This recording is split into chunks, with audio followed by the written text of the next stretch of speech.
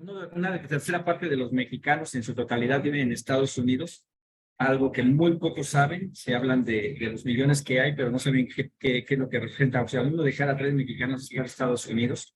El 18.4% de la población que vive en Estados Unidos vive en condiciones de pobreza. De este universo, el 20% reciben asistencia pública, lo cual quiere decir que ese discurso que de repente se utiliza para decir que el mexicano es un costo muy alto lo que exige del gobierno, en realidad no, es tan solo un 20% de los que tienen que tomar esas asistencias sociales es gente que está en condiciones precarias, ¿no?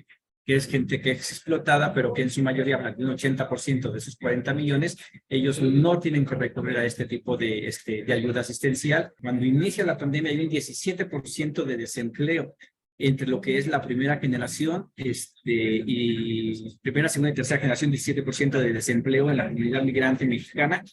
Y de esos, el 30% se contaban con empleos que eran nada más de medio tiempo.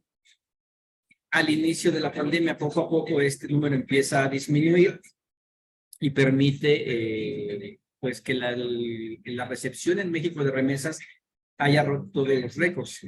Se hablaba la vez pasada, hablamos de 2012, donde se recibían aproximadamente 20,000 millones de dólares. El año pasado, donde se reciben arriba de 50,000 millones de dólares, y presupuestados que se van a recibir son casi 60,000 millones de dólares, es demasiado. Se ha hablado de 40 millones de mexicanos entre primera, segunda y tercera generación. En los números que representan aquí, que fueron a 2021 al cierre, se hablaban de 39.5 millones. Ese sería un número que es difícil decir que es exacto, tomando en cuenta que la mayoría de los mexicanos migrantes indocumentados siguen en las sombras, y hay un número ahí todavía que está flotando, ¿no? Que por ahí del 2010 se hablaba de 11 millones indocumentados, había quienes hablaban de eran 20, no se sabe un número exacto, pero se sigue estimando que son 11 millones. Los datos que yo he tomado en base a las investigaciones que he hecho, se toman los 11 porque es la captación de remesas que entran al país, en donde si se divide por el promedio que se habla de $300 por familia al mes, con las cantidades que están entrando, está una proyección sobre los 11-12 millones de mexicanos que estarían mandando dinero a México.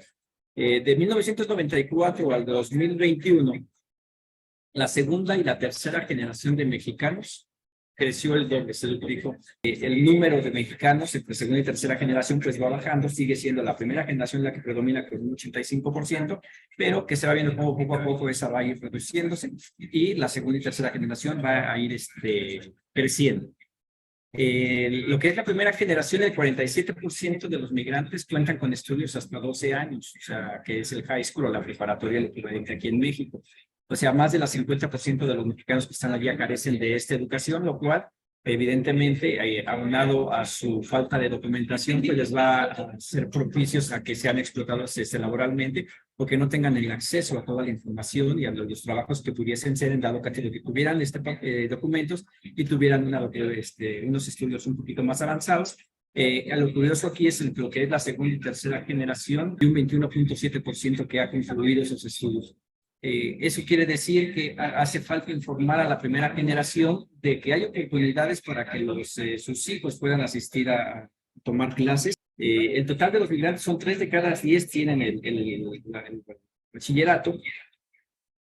Eso lo ponemos, las razones es la pobreza. En la primera generación, 18.6% está en condiciones de pobreza. La segunda generación, por ahí va, 18.4%. Y en la tercera generación ya se ve un poquito menos el total, que es 15.5%, pero también ese es un número muy pequeño de migrantes que entran en esa categoría, pero que aún así es importante. En cobertura médica, la mayoría de lo que es el migrante indocumentado, que es la primera generación, no tienen cobertura médica, se habla de 36.4%, que son los que normalmente no se enferman, buscan los mismos medios para poder cubrir sus enfermedades, pero no acceden a ningún tipo de asistencia médica o pública en Estados Unidos.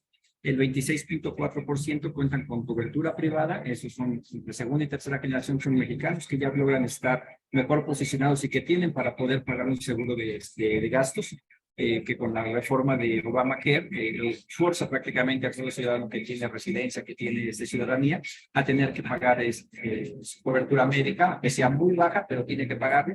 Y el 23.8% es la cobertura pública. hablábamos del mercado laboral, como cuando Obama hace que aumente el salario mínimo, es para que no califiquen para recibir asistencia pública gratuita, sino para forzarlos a pagar, aunque sea aparentemente poco, coberturas médicas que no cubren gran cosa. La población mexicana de primera generación con vivienda propia, ese es un dato bastante interesante, es el 53.2%. Y si hablamos de los millones que se contemplan que hay, una buena cantidad de mexicanos que lograron tener un crédito para vivienda antes del 2008, que es cuando llega la gran crisis que golpea a Estados Unidos, en donde había dado bastantes créditos, más aparte todos los que ya se habían visto favorecidos por las reformas migratorias que fue en el 86,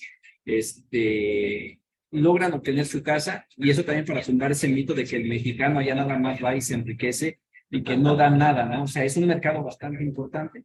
Voy a hablar del que más ha pegado, que es la crisis inmobiliaria, cuando muchos norteamericanos agarran un crédito de casa y no lo pueden pagar, y viene la gran crisis del 2008, la comunidad migrante no, y es, aunque a pesar de que los créditos o las hipotecas eran muy altas, han seguido pagando. ¿Ven cómo le hacen? Igual, el vivir bastante en familias muy grandes que todos trabajan y todos aportan, en su mayoría de los casos, permite que continúen pagando precios excesivos por unas casas que se les, de otra manera no hubieran podido obtener. Del 46.6% renta de esta población, o sea, también ahí hablábamos de lo que es el pago de impuestos, como todos los mexicanos indocumentados, documentados, pagan impuestos al estar allá, para tumbar ese otro mito de que el mexicano nada más se beneficia y jamás aporta nada. En la cuestión de las casas, para darnos una idea de cómo vive el mexicano, ya el 41% de los mexicanos que radican en Estados Unidos viven en casas de 1 a 3 habitaciones. Muchos de los mexicanos que viven allá se rentan las recámaras, otros rentan la sala, el sillón, o sea, todo se renta para poder pagar a veces ciertos los altos costos de lo que es vivir en Estados Unidos. Pero la mayoría, el 41% tiene de 1 a 3 habitaciones, hay un 50% que tiene de 4 a 6 habitaciones sus casas, y tan solo el 8% de 7 a 10. O sea, ese 8% son personas que han logrado a lo mejor conseguir una casa de esas dimensiones, pero que lo más seguro es que en estas casas viva demasiada gente. ¿Qué es la ocupación? Se habla del 32.8% que trabajan en servicios y comercio, restaurantes, centros comerciales, o sea, lugares donde pagan el salario mínimo. Son altas jornadas laborales. La construcción, que es uno de los mejores pagados, tan solo es el 22.7%. Lo curioso es el 4% que pone aquí en el sector de agricultura, cuando sabemos que la mano de obra del latino es la que está sacando adelante el campo de allá, y aquí sería un campo para revisarlo, porque no puede ser que tan solo el 4% de los mexicanos que están allá se estén dedicando al campo. ¿Quién más lo está haciendo? Habría que ver eso. Tomando en cuenta que también los últimos alivios migratorios que ha lanzado Estados Unidos y constantemente lanza es precisamente a este sector del campo. Ofrece a migrantes que están trabajando en el campo la obtención de visas de trabajo temporales, o inclusive residencia para un sector que es de bastante importante para ellos.